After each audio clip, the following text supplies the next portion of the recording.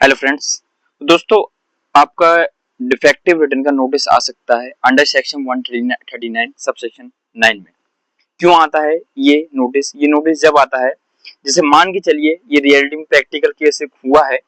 मान के चलिए मैं अभी एग्जैक्टली क्या है, अभी 31 जुलाई था, तो मैं उस समय एक बंदे का रिटर्न फाइल कर रहा था।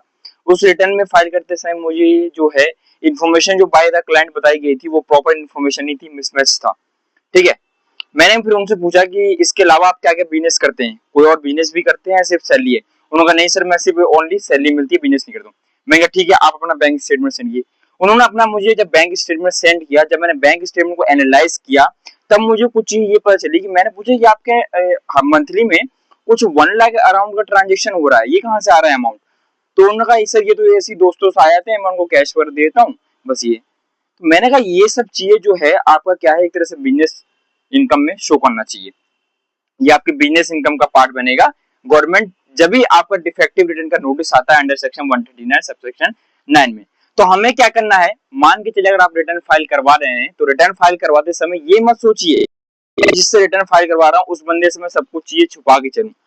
जैसे डॉक्टर होता है, डॉक्टर को क्या है, पेशेंट जब तक अगर पूरी चीजें अपनी नहीं बताएगा तो डॉक्टर सही से इलाज नहीं कर पाएगा।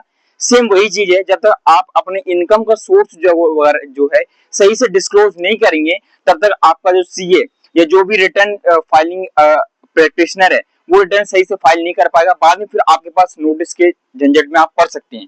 तो मेरा आप लोगों को यही सलाह है कि अगर आप रिटर्न फाइल करवाएं, इनकम टैक्स रिटर्न अपना फाइल करवाएं, तो पूरी इन्फॉर्मेशन शेयर करें, कोई भी चीज छुपाए नहीं। अगर आप छुपाते हैं तो आपके पास 110% नोटिस आ सकता है।